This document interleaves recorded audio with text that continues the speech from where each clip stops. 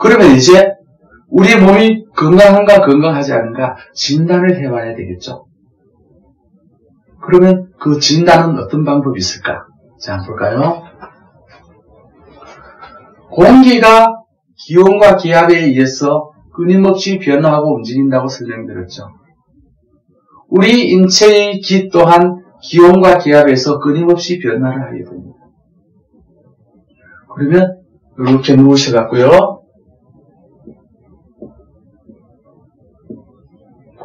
먼저 기온을 측정을 해봅니다. 만져보면 되죠? 예를 들어 윗배가 차갑다. 차갑다는 건 무엇입니까? 기공이 수축되어 있다는 이야기죠. 기공이 수축되어 있으면 기들이 잘 못 나오겠죠? 그러면 위장이 안 좋다는 사실을 바로 알 수가 있죠. 아랫배가 차갑다. 그럼 대장이 안 좋은 거죠. 특히 여성들의 경우에는 유산의 확률이 높죠. 그러나 이 기온은 너무 자주 바뀝니다. 그래서 피공기건강법에서는 기온은 그렇게 중요시하게 여기지를 않습니다. 그러나 예를 들어서 만성적으로 차갑다. 이런 사람은 치료 대상이 되겠죠. 그런데 더 중요한 게 있습니다. 무엇이냐? 바로 기압입니다. 기압은 우리 인체에서 어떻게 나타나느냐? 통증으로 나타납니다. 복부의 자율신경계는 손으로 눌러서 그 통증을 찾아낼 수가 있습니다. 자, 여성을 기준으로요. 남성은 플러스 2kg를 해주면 됩니다. 복근의 차이가 나기 때문입니다. 10kg의 힘으로 눌렀을 때 아프지 않다. 이 사람은 매우 건강합니다.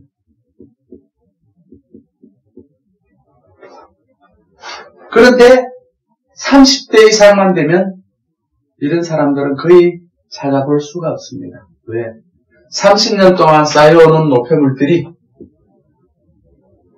모두 빠져나갈 수가 없기 때문입니다. 그러면 이 10kg의 힘을 어떻게 알아낼 수 있을까? 체중계를 이렇게 놓고요. 수건을 접습니다. 그리고 0으로 숫자를 맞춘 다음에 10kg의 힘으로 눌러서 내 배를 체크해 보면 됩니다. 자, 5kg 정도 누르는데 합니다. 그럼 이 사람은 어떻게 해야 되느냐? 예방해야 됩니다.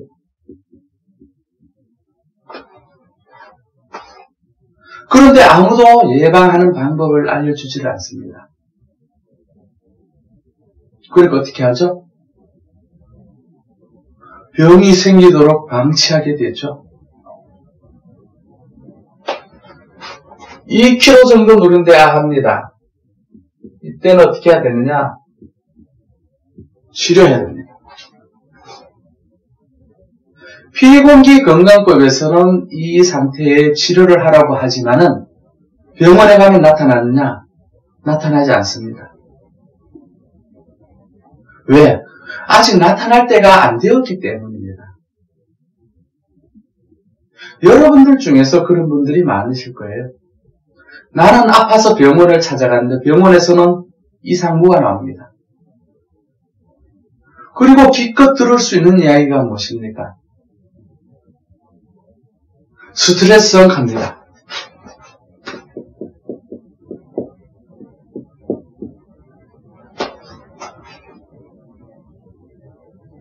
병명이 나오지 않으면 스트레스라고 이야기를 합니다.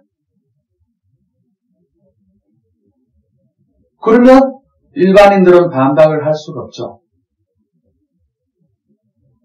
그런데 바꾸어 말씀을 드리면 스트레스 받지 않고 살아가는 사람들이 과연 얼마나 있을까요? 자, 여기서 우리가 스트레스라는 말을 한번 살펴볼까요? 스트레스를 받는다. 그럴 때 여러분들은 입에서 무심코 튀어나오는 말들이 있죠. 또는 여러분들이 아니어도 나이 드신 연세 많으신 분들은 그런 말들을 쉽게 하죠. 무슨 말을 할까요? 속상하다 그러죠.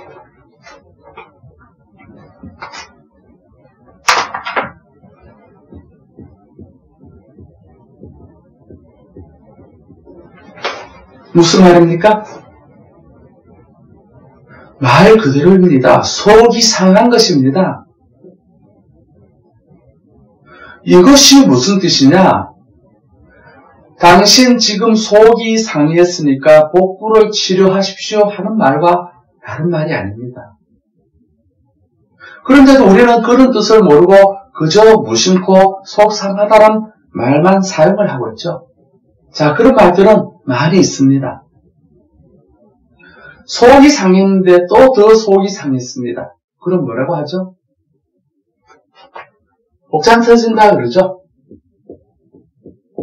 배복장이 장기장자입니다. 복부의 장기가 터지는 겁니다. 그것 또한 무슨 말입니까? 배를 고치라는 이야기죠.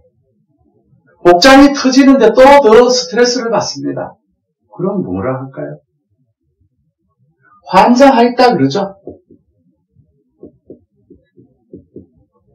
복부의 장기가 뒤집어진다는 이야기입니다. 바꿀 한자죠. 장기가 바뀌는 겁니다. 그러니까 얼마나 고통스러울까요? 이러한 선인들이 남긴 좋은 말들이 우리는 사용을 하면서도 그 뜻이 무슨 뜻인지도 모르고 그냥 사용을 하고 있습니다. 그 모든 말들이 무엇입니까? 배를 고치라는 이야기죠. 애간장이 끓는다. 마찬가지 속병을 이야기하죠. 비위가 상한다. 속병입니다. 그런데도 어디에서도 지금 복부를 제대로 치료하는 것을 알지를 못하고 복부를 치료하는 방법 또한 제대로 알 수가 없습니다. 그러니까 결국은 우리 인체의 가장 중요한 부분을 제대로 치료하고 있지 못하다는 사실이죠.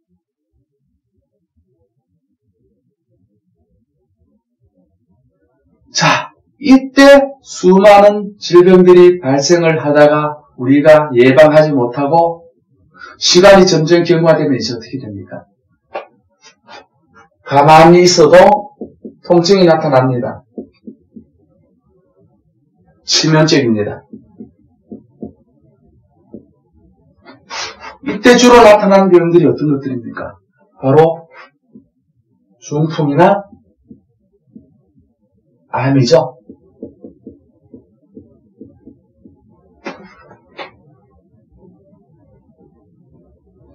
작년에도 건강검진상 아무런 이상이 없었는데 올해 건강검진을 받으러 갔더니만은 암이란 진단이 나왔습니다. 이제 큰일 났습니다. 왜 그럴까요? 아직 그 단계에는 수치상으로 나타나는 그런 단계가 아니란 이야기죠. 그러니까 그때 돼서 울고불고 해본들 아무런 소용이 없습니다.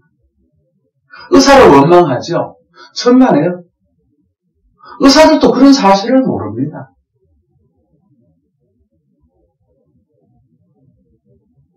그러니까 이제 눈에 보이는 상태, 이때 병을 고치려고 하니까 제대로 고칠 수가 없다는 이야기입니다. 이제 죽을 때 다 됐다는 이야기죠. 자, 그러면 우리가 이 중풍을 한번 살펴볼까요?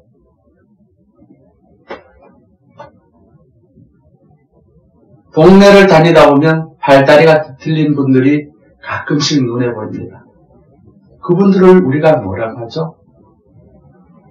풍 맞았다, 바람 맞았다 하죠. 그러면 풍이 무엇이고 바람이 무엇이냐? 왜 풍이라고 왜 했을까요? 공기가 기온과 기압에 의해서 강하면 강풍이 되고 더 강하면 태풍이 됩니다. 우리 인체 또한 가만히 있으면 기가 되는데 그 변화가 강하게 일어나면 바로 풍이 되죠.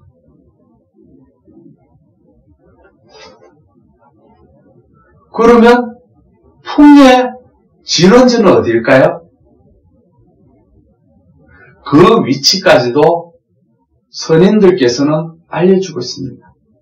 바로 가운데 중자를 표기를 해주고 있습니다. 우리 몸의 가운데 오장이 보입니다. 그 가운데는 어딜까요? 바로 위장입니다.